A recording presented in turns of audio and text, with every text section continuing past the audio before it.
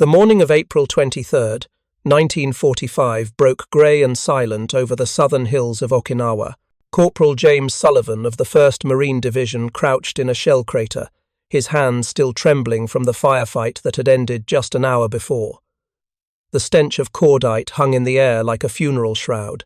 Around him, the landscape bore witness to 82 days of hell, villages reduced to dust, sacred burial tombs blasted open, and everywhere the terrible silence that follows when artillery finally stops. Then he heard it, a sound so fragile it seemed impossible against the backdrop of war. Crying. Not the wail of the wounded, but something thinner, higher, more desperate. The cry of a child. If you're enjoying this deep dive into the story, hit the subscribe button and let us know in the comments from where in the world you are watching from today. Sullivan crawled toward the sound, his rifle ready, expecting ambush, expecting anything but what found. In the mouth of a tomb, 50 yards from where Japanese machine guns had been firing minutes before, sat 3 children. Their ages were impossible to guess. Starvation had transformed them into something ancient and hollow, ribs pressed against skin like prison bars, eyes sunk so deep into skulls they seemed to peer out from caves. The smallest, a girl perhaps 4 years old, held a tin cup, licking the inside with desperate concentration, searching for moisture that was not there. Sullivan froze. He had been trained to see Japanese as enemies, faceless soldiers determined to kill him and every man in his unit. But these were not soldiers. These were children dying slowly in the rubble of their own homeland. He reached into his pack and pulled out his last D-Russian chocolate bar. The military-issue chocolate, designed to withstand tropical heat and provide emergency calories, was as hard as stone and bitter as medicine. He had been saving it, not because it tasted good, but because it meant survival if supplies ran late. It was his insurance against starvation. Yet, as he looked at those 3 children, the calculation shifted. The chocolate bar, wrapped in drab olive paper and weighing 4 ounces, suddenly weighed nothing at all compared to what those children represented. He stepped forward, his boots crunching on shattered coral, and extended his hand. The children recoiled. The oldest boy, perhaps 8, pulled the others behind him, his skeletal arms forming a futile shield. Japanese soldiers had told Okinawan civilians that Americans would torture them, rape their women, burn them alive. These children had been conditioned to expect death from the very hands now offering food. Sullivan knelt slowly, setting his rifle down, making himself smaller, less threatening. He unwrapped the chocolate bar with deliberate care, broke off a piece, and placed it on the ground between them. Then he backed away, hands visible, palms open. The children stared. Minutes passed. The chocolate sat untouched on the coral dirt. Then, hunger, that most primitive instinct, overwhelmed fear. The youngest girl lunged forward, snatched the piece, and shoved it into her mouth. Her eyes widened. For 17 seconds, she did not move, did not breathe. She simply let the unfamiliar sweetness dissolve on her tongue. Then she began to cry, not from pain or fear, but from the shock of tasting something other than suffering. Her tears carved clean lines down her dust-covered cheeks as she chewed, her small body shaking with sobs that seemed too large for her frame to contain. The other children crept forward. Sullivan broke the chocolate bar into smaller pieces, distributing them with the solemnity of a communion. As each child ate, the same transformation occurred, disbelief giving way to tears, tears giving way to something that looked almost like hope. What Sullivan could not have known, kneeling in that tomb entrance with chocolate dust on his fingers, was that this moment represented something larger than survival. It was the collision of 2 narratives, the propaganda that had prepared these children for death, and the reality of compassion that defied all training and conditioning. And in that collision, something essential about the war itself began to crack open. The Battle of Okinawa, codenamed Operation Iceberg, had commenced on April 1st, 1945, with the largest amphibious assault in the Pacific Theater. More than 60,000 American soldiers and Marines stormed ashore, expecting fierce resistance from the moment their boots hit sand. Instead, they found beaches eerily quiet, abandoned villages, and an unsettling silence that whispered of trap and ambush. Lieutenant General Mitsuru Ushijima, commanding the Japanese 32nd Army, had orchestrated a strategy of deliberate retreat. Rather than waste lives defending indefensible beaches, he had pulled his forces into the southern highlands, transforming the rocky terrain into a fortress of interconnected caves, tunnels, and bunkers. Every ridge had been pre-registered for artillery, every approach mined and covered by machine gun fire. It was a killing ground designed to bleed the Americans white before they ever reached the home islands of Japan. The battle that followed exceeded the brutality of anything either side had experienced.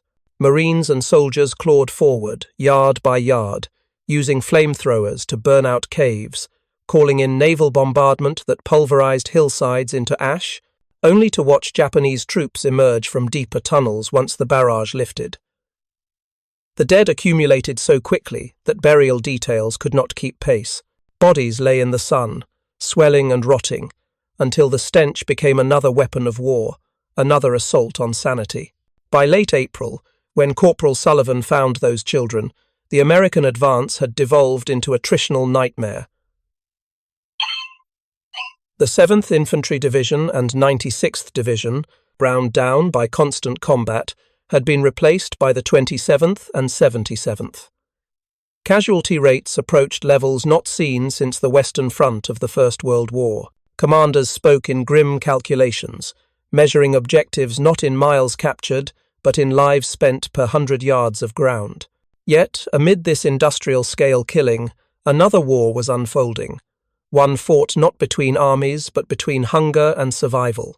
Okinawa's civilian population, approximately 500,000 souls, found themselves trapped in a vice. The Japanese military had stockpiled food supplies for their own forces, confiscating rice and vegetables from local farmers. Civilians caught hiding food faced execution as traitors. Distribution networks collapsed under bombardment. Fishing boats, once the lifeblood of island sustenance, lay shattered in harbours or rested at the bottom of the sea, victims of American air superiority. From 1943 onward, even before the Lockheed's refills onward invasion, Okinawan children had watched their daily rations shrink. Official allocations declined from 19.2 ounces per day to 14.4 ounces by 1945, but official numbers told only part of the story. In practice, many families received nothing at all. Children ate sweet potato stems, boiled tree bark, seaweed scraped from rocks. They chewed on grass and swallowed clay to fill their stomachs with something, anything, to quiet the gnawing ache. When the battle began, conditions deteriorated from severe to catastrophic. Families fled their homes, carrying whatever they could, only to discover that every direction led deeper into the combat zone. They sheltered in tombs, the traditional burial caves where their ancestors rested, seeking protection from American artillery and Japanese soldiers alike. Many found neither. American shells collapsed tombs, burying families alive. Japanese troops commandeered shelters, forcing civilians out into the open, where they became targets. Japanese propaganda had prepared Okinawans for the worst. Loudspeakers and leaflets proclaimed that American forces were savages who would rape women and children, torture prisoners, and commit atrocities that made death preferable to capture. Soldiers handed out grenades to civilian families, calling them benevolent gifts from the emperor, with instructions to commit group suicide rather than fall into American hands. Thousands obeyed. Entire families gathered in caves, pulled grenade pins, and died together, believing it was the honorable choice. Mothers killed their own children before taking their own lives. The elderly, too weak to flee, accepted death with quiet resignation. In the final weeks of the battle, as Japanese forces retreated into the island's southern tip, the compression of military and civilian populations created scenes of apocalyptic horror. Bodies littered every path. The wounded lay unattended, crying for water that did not exist. Children wandered alone, orphaned by shellfire, too traumatized to speak. Kiku Nakayama, 16 years old in 1945, received 2 grenades from an Imperial Army soldier and explicit instructions on how to use them. Japanese soldiers told us that the American forces would rape and burn alive any women they saw, she would recall decades later. I did not have the courage to pull the pin, but many of my classmates did. Every day I wonder why I survived and not them. It was into this nightmare that American troops advanced, encountering not just armed resistance, but a civilian catastrophe unfolding in real time. Combat veterans, hardened by years of island warfare, found themselves unprepared for the sight of starving children emerging from ruins, too weak to run, too terrified to surrender. The cognitive dissonance proved almost unbearable. These were the people their propaganda had dehumanized, the enemy they had been trained to see as fanatics willing to die for their emperor. Yet what stood before them were simply human beings stripped to their essential vulnerability, hunger, fear, and the desperate will to survive. Private First Class Robert Vincent of Long Island, New York, part of the drive toward Mashinato airstrip, found himself distributing K-rations to Okinawan children discovered near Gusukuma. The photograph, captured by Signal Corps Archive, shows him kneeling, offering food to small figures with oversized eyes and skeletal frames. The image would circulate in American newspapers, shocking readers who had never considered what war looked like to those caught in its machinery. But photographs could not capture the complexity of what these encounters meant. For American troops, raised on notions of fair play and civilian protection, the sight of starving children challenged everything they thought they knew about their enemy. If Japanese civilians were victims rather than accomplices, what did that say about the propaganda that had sustained the war effort? If children could suffer this intensely regardless of which flag they were born under, what did that say about the justice of total war? For Okinawan civilians, the arrival of Americans offering food rather than violence created an even more profound disorientation. Everything they had been told was a lie. The monsters were feeding them. The demons were showing mercy. This cognitive fracture would haunt survivors for the rest of their lives, creating a psychological scar more permanent than physical wounds. The United States military had not planned for mass civilian relief operations. Rations were calculated for combat troops, with small margins for error. The D-ration chocolate bar, developed in 1937 by the Hershey Company, epitomized military pragmatism. Weighing 4 ounces, providing 600 calories, designed to withstand temperatures up to 120 degrees Fahrenheit, it was engineered for survival, not pleasure. In fact, it was deliberately made bitter and difficult to chew, so soldiers would not eat it until genuinely necessary. Between 1940 and 1945, over 3 billion D-ration and tropical chocolate bars were produced and distributed to soldiers throughout the world. They were despised by troops who called them Hitler's secret weapon for their effect on digestive systems. They were so hard that soldiers sometimes had to shave slices off with knives before they could be chewed. Yet despite their unpopularity, they represented something profound: concentrated American industrial capacity, packaged and shipped across oceans, available even to the lowest-ranking private on the most remote battlefield. When Marines and soldiers began sharing these rations with Okinawan children, they were distributing more than calories. They were offering tangible proof that survival was possible, that the world contained something other than violence and starvation. The chocolate bars, bitter and unpleasant as they were, became symbols of a different future, one where enemies might become something else entirely. Corporal Sullivan was not alone in his impulse. Throughout the Southern Highlands, similar scenes repeated with variations. A Marine tank commander stopped his vehicle to distribute canned meat to a group of elderly women huddled in a ditch. An Army medic used his personal chocolate ration to coax a traumatized child out of a bomb crater. A lieutenant ordered his platoon to share their evening meal with civilians sheltering nearby, ignoring regulations that forbade such fraternization. These were not official acts of charity. No orders had been given. No policy had been established. They were spontaneous eruptions of humanity in circumstances designed to suppress it. And they occurred despite the ongoing combat, despite the casualties mounting daily, despite every logical reason to conserve resources and maintain emotional distance from a population that might harbor enemy soldiers. The question that haunted these men was simple yet impossible to answer with certainty. Why would we feed the children of our enemies? The official answer, when one came later, spoke of winning hearts and minds, of demonstrating American values, of preparing for post-war reconstruction. But in the moment, crouching in ruins with chocolate-smudged fingers extended towards starving children, the motivations were more primal and less easily articulated. Perhaps it was guilt. Every Marine and soldier knew they had participated in the destruction of this island. The naval bombardment that preceded their landing had been the most intensive in Pacific War history. Battleships had fired thousands of tons of high-explosive shells into villages and farms. Fighter bombers had strafed anything that moved. The artillery barrage was so constant that Okinawans spoke of the ground itself trembling, as if the island were dying. Perhaps it was recognition. Many of these young American men had younger siblings at home, nieces and nephews, children they had left behind when they deployed overseas. To see children suffering activated protective instincts that transcended nationality and propaganda.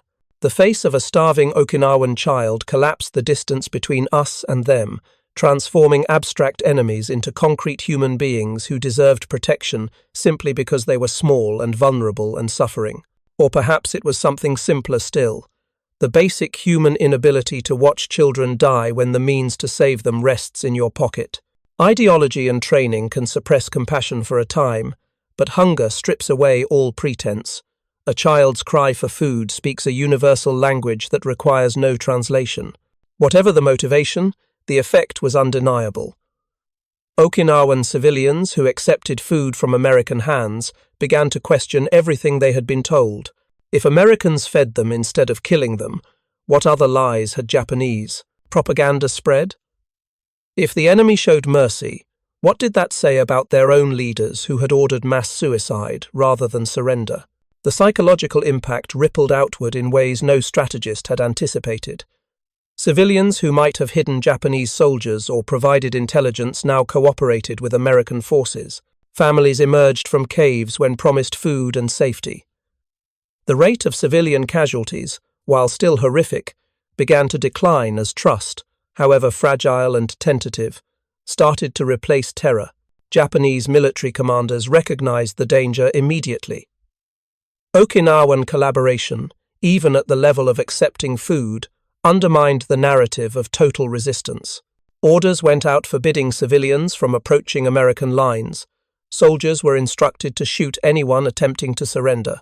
In some cases, Japanese troops executed Okinawan civilians caught with American rations, displaying their bodies as warnings. Yet the hunger could not be commanded away. Children do not understand military necessity or ideological purity.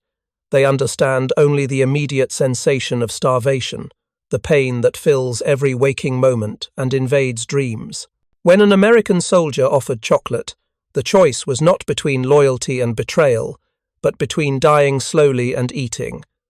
The battle raged on through May and into June. The Japanese withdrawal from the Shuri line on May 23rd surprised American commanders and briefly raised hopes that the end might be near.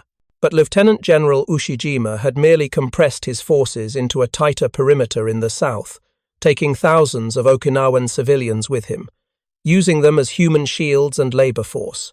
The final weeks saw some of the most savage fighting of the entire Pacific War. Close-quarters combat with grenades and bayonets, flamethrowers clearing caves one at a time, and everywhere the smell of death so thick it seemed to have physical weight.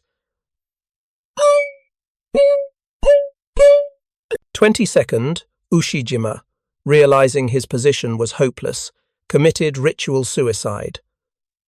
Many of his officers and soldiers followed his example, but in a departure from previous battles, some Japanese soldiers chose surrender instead. The presence of Okinawan conscripts, Formosans, and Koreans in the Japanese ranks partially explained this shift. These men had less ideological commitment to the emperor and more practical interest in survival. But even ethnic Japanese soldiers, witnessing American treatment of civilians, began to question whether death was truly preferable to capture. The campaign officially ended on July 2, 1945. The statistics told one story. American casualties approached 50,000, including more than 12,000 killed. Japanese military deaths exceeded 100,000. But the number that haunted everyone involved was the civilian toll. Between 100,000 and 150,000 Okinawan men, women, and children, nearly a third of the island's population, had perished. Some died in crossfire. Some were executed by Japanese forces.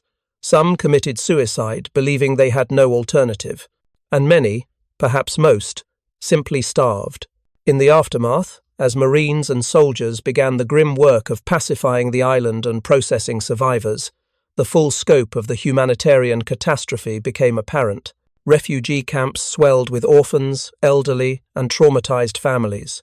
Medical facilities, already overwhelmed with combat casualties, faced waves of civilians suffering from malnutrition, disease, and untreated wounds. The military government, unprepared for civilian administration on this scale, struggled to establish basic services, food distribution, clean water, sanitation, and through it all, the small acts of kindness continued. Mess sergeants stretched rations to feed civilians. Medics treated Okinawan patients alongside American wounded. Engineers diverted resources to repair civilian infrastructure.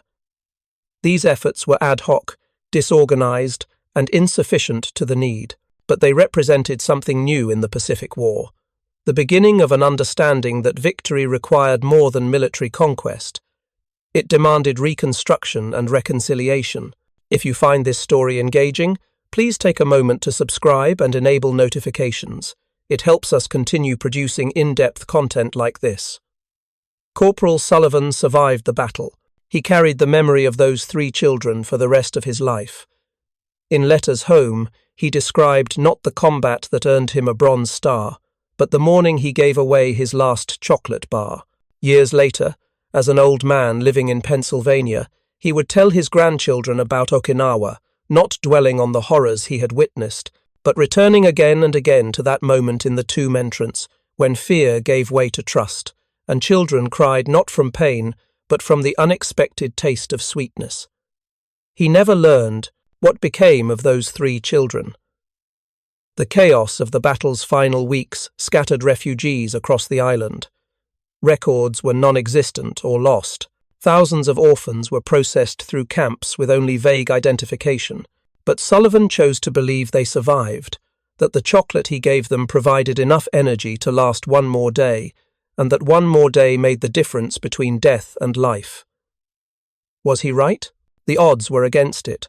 Starvation had already weakened those children to the point where survival seemed unlikely. Disease, endemic in the refugee camps, killed thousands who had survived the combat. The psychological trauma of witnessing such horror often manifested in ways that shortened lives even years later. Statistical probability suggests those children died, if not from hunger, then from dysentery or typhus or simple despair. Yet probability is not destiny, and in the absence of certainty, Sullivan chose hope. Perhaps that choice itself was the point. Perhaps the significance of giving away his chocolate lay not in whether it ultimately saved those specific lives, but in what the gesture represented. The recognition that some things mattered more than his own survival.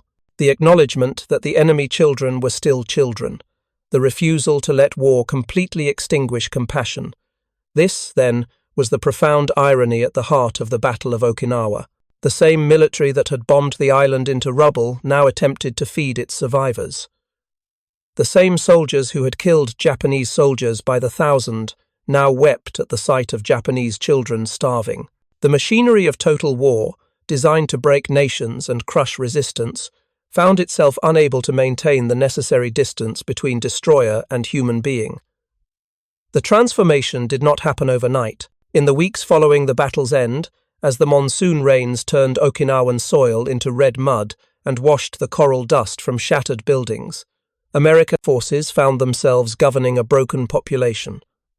The military government, hastily assembled from officers with no training in civilian administration, faced challenges that no field manual had anticipated. How do you feed 100,000 refugees when your supply lines are stretched across 6,000 miles of Pacific Ocean? How do you treat disease when medical supplies were calculated for combat casualties, not epidemic prevention? How do you restore hope to people who had been taught that death was preferable to defeat?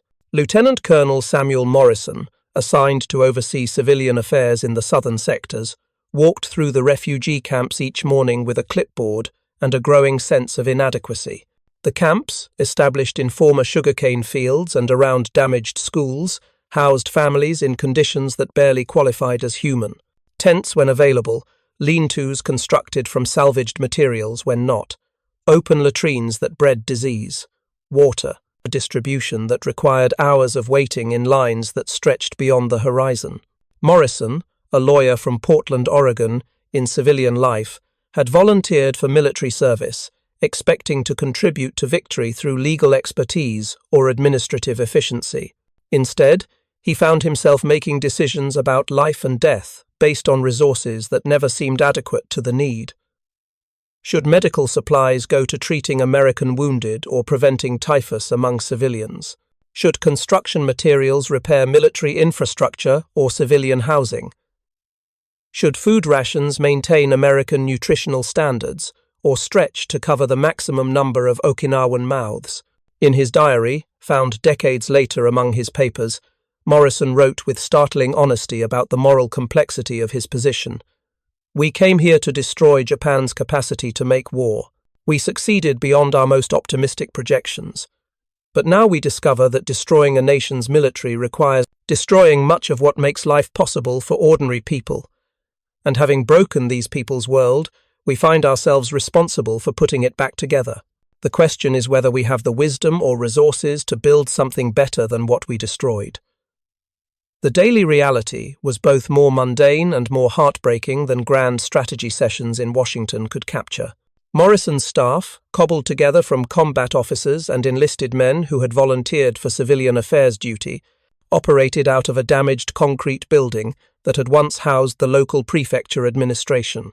They worked 18-hour days processing refugee registration, organizing food distribution, establishing medical clinics, and attempting to restore basic services to a population that had forgotten what normal life felt like. Sergeant William Chen, a Chinese-American soldier from San Francisco who spoke some Japanese learned from his grandmother, became the unofficial liaison between American administrators and Okinawan civilians.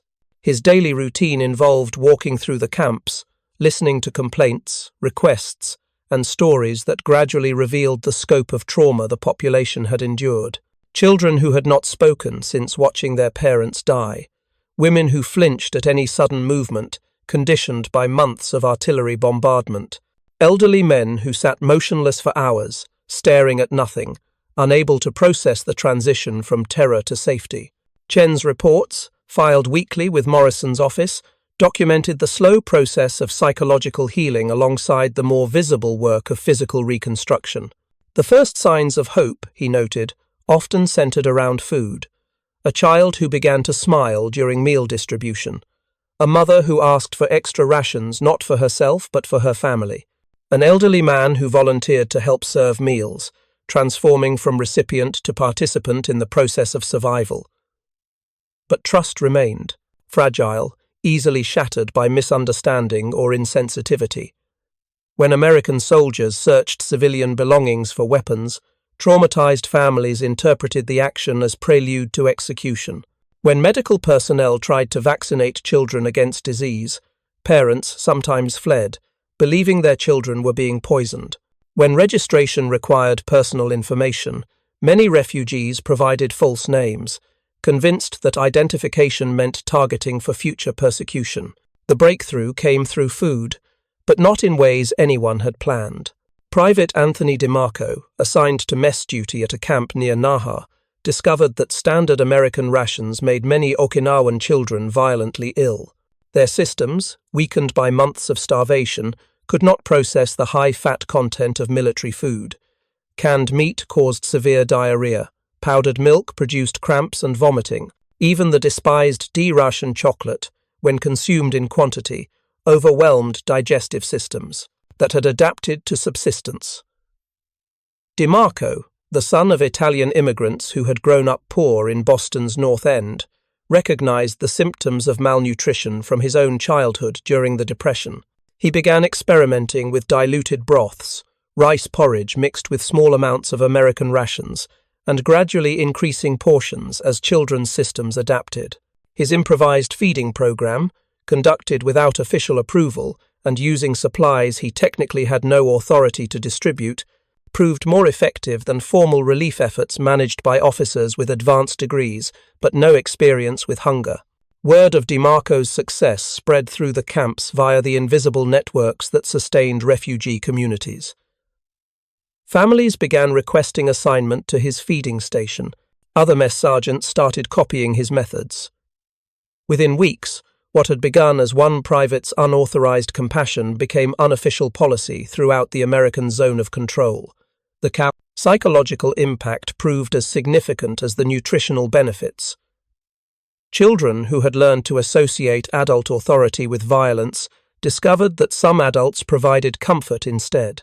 Families who had been taught to expect torture from American captors found themselves receiving extra portions when their children remained hungry. The cognitive dissonance forced a fundamental recalibration of assumptions about nationality, loyalty, and human nature.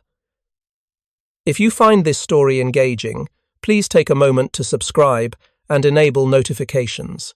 It helps us continue producing in-depth content like this. Dr. Margaret Fujiwara, a Japanese-American psychiatrist who arrived with medical reinforcements in late July, documented the complex process of psychological recovery in her clinical notes. Trauma, she observed, had created a form of learned helplessness among many civilians. Months of bombardment had conditioned them to expect death at any moment. Starvation had reduced their world to the immediate pursuit of calories. Propaganda had convinced them that surrender meant torture and degradation worse than death. Yet gradually, as American behavior consistently contradicted these expectations, new patterns of thought began to emerge. Children started playing games again, simple activities like drawing in the dirt or throwing stones that signified returning mental health. Women began organizing themselves to improve camp conditions rather than simply enduring them. Men started volunteering for work details, not just to earn extra food but to participate in reconstruction. The turning point, Fujiwara noted, often came when individuals made the psychological leap from receiving charity to providing assistance. A teenage boy who had lost his entire family began helping younger orphans navigate the camp bureaucracy.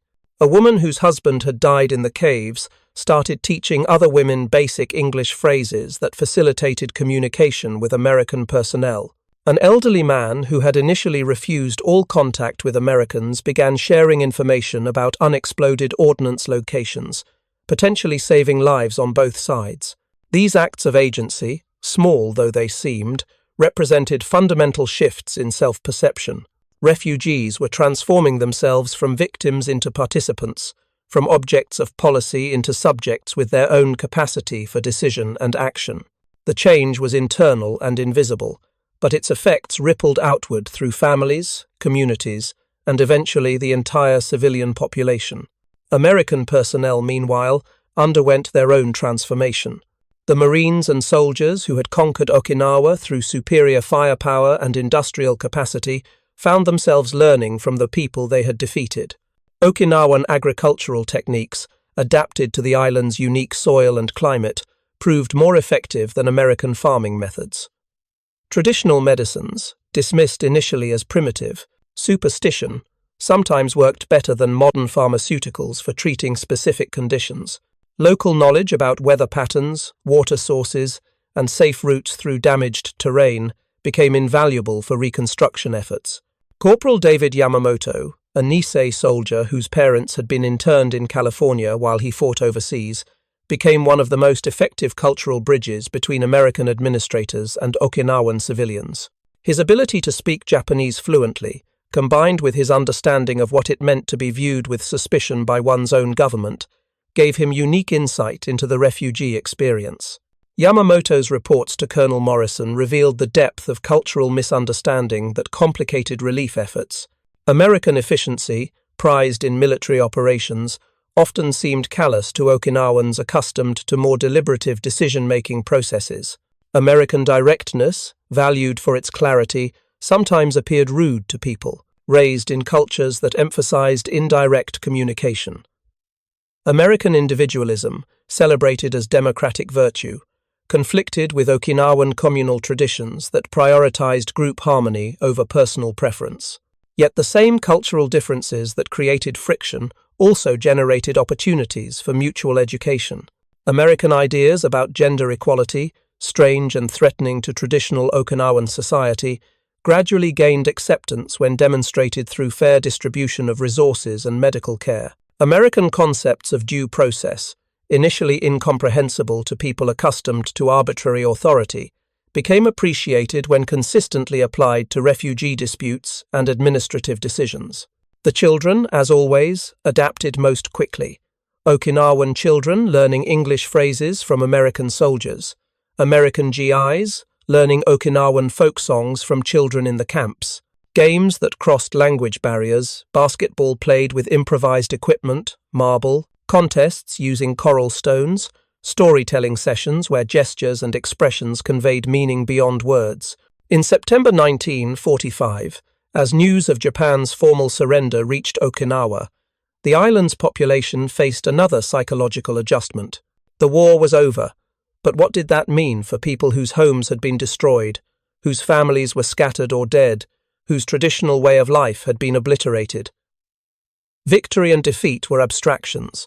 The immediate reality remained hunger, homelessness, and the daily struggle to survive in a landscape still littered with unexploded ordnance and the unburied dead.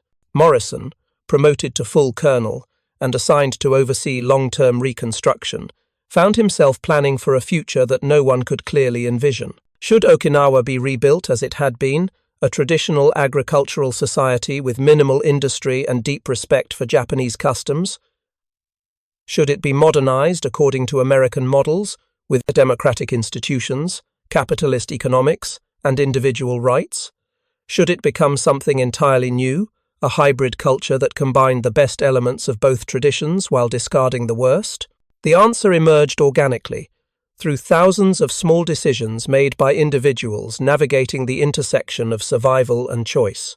Okinawan farmers adopted American agricultural techniques that increased crop yields while maintaining traditional methods that preserved soil quality. Okinawan women embraced educational opportunities for their daughters while preserving cultural practices that strengthened family bonds. Okinawan men learned American trades and technologies while maintaining traditional crafts and artistic expressions. The process was neither smooth nor complete.